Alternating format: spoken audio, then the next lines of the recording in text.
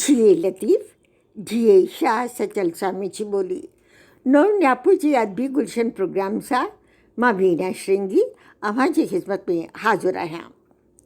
All India radio जी परॾेही नशियात में कम करण दौरान हर साल हिंदी दिवस जे मौक़े ते जेके अहिंदी भाषी हूंदा हा तिन खे हिंदीअ में कमु करण ऐं ॻाल्हाइण जो शौक़ु पैदा करण लाइ हिंदी दिवस जे मौक़े ते हर साल अदबी चटाभेटी वारो प्रोग्राम रखियो वेंदो हो, जंहिंमें परॾेही नशियात में कमु कंदड़ मुख़्तलिफ़ यूनिट्स जा अनाउंसर, ट्रांसलेटर, प्रोग्राम प्रोड्यूसर ऐं ॿियो स्टाफ शिरकत कंदो हो ऐं 200-300 रुपया 500 रुपये जा इनाम वग़ैरह ऐं सर्टिफिकेट ॾिना वेंदा हुआ।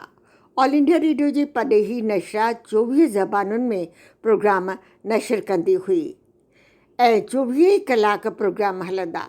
इहे चटाभेटियूं जिन हिंदीअ में पढ़ाई न कई हुजी या उन्हनि जी मादरी ज़बान हिंदी न हुजे तिन जी अलॻि अलॻि चटाभेटी रखी वेंदी हुई।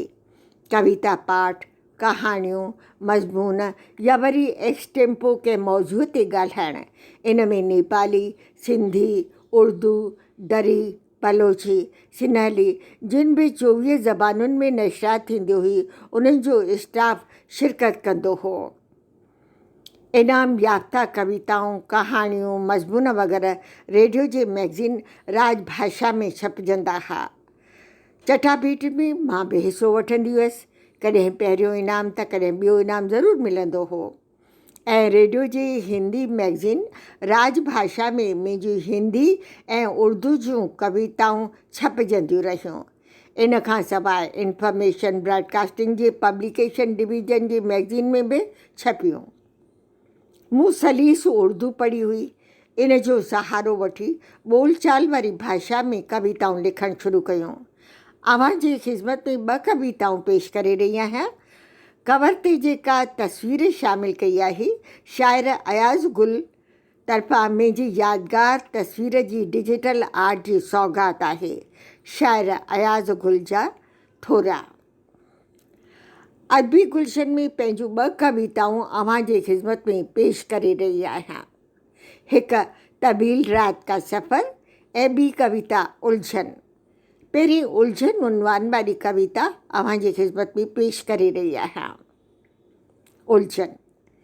इज़हार जिनके लिए था, इज़हार जिनके लिए था, उनके नज़र जज्बात करते रहे।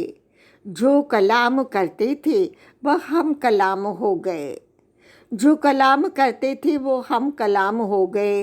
राज और न्याज को अंदाज अपना कर भी, राज व न्याज के अंदाज अपना कर भी बयान न कर सके। कुछ हिजाब से लिख कर भी लिख न सके, कुछ हिजाब से लिख कर भी लिख न सके। कुछ खौफ से, कुछ हिजाब से लिख कर भी लिख न सके।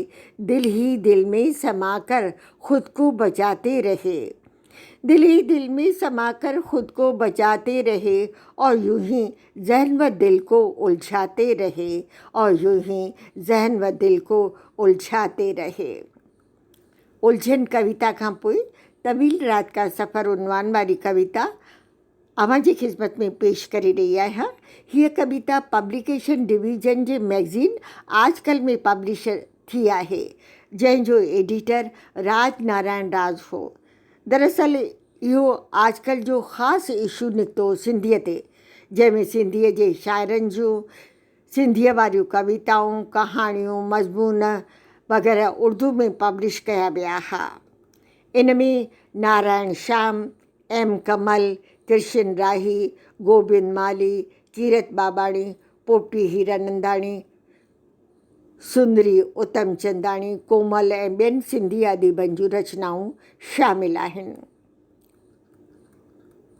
तवील रात का सफ़र आजकल जे सिंधी अदब जे ख़ासि पर्चे में शाया थियल कविता आहे। इन जो जनमु भोपाल जे भारत भवन में वर्ल्ड पोइट्री जे शाइरी जो इजलास हली रहियो हो। चांडो की रात हुई। मां ॿाहिरि कुर्सी विझी चंड ॾे निहारे रही हुअसि त जज़्बात ऐं एहसासात जेको आहे तवील रात का सफ़र जे रूप में मूं कलम बंदि कई। अव्हांजी ख़िदमत में इहा कविता पेश करे रही आहियां। तवील रात का सफ़र। पलकें बंद की तो आँखों में तुम्हारी तस्वीर थी, पलकें बंद की तो आँखों में तुम्हारी तस्वीर थी, पलकें खोली तो दिलो दिमाग पर शख्सियत तारी थी, पलकें खोली तो दिलो दिमाग पर शख्सियत तारी थी। ये वो रात थी जब तुमसे हमारी आखिरी मुलाकात थी, ये वो रात थी जब तुमसे हमारी आखिरी मुलाकात थी। हम अलग अलग राहों पर गामज़िन थे, हम अलग अलग राहों पर गामज़िन थे। मंजिल और तसव्वुर एक थे, मंजिल और तसव्वुर एक थे, तसव्वुर और मंजिल एक थी। दूर जाते हुए भी तन्हा होते हुए भी हम साथ थे, दूर जाते हुए भी तन्हा होते हुए भी हम साथ थे। इसी आलम में पलकें बंद करते और खोलते, इसी आलम में पलकें बंद करते और खोलते, हमने रात का तवील सफ़र तय कर डाला, हमने रात का तवील सफ़र तय कर डाला। तवील रात का सफ़र कविता अव्हांजे ख़िदमत में पेश कई। अव्हां खां ईंदड़ प्रोग्राम ताईं इजाज़त वठी रही आहियां। मोकिलाणी नाही, साथ सलामत।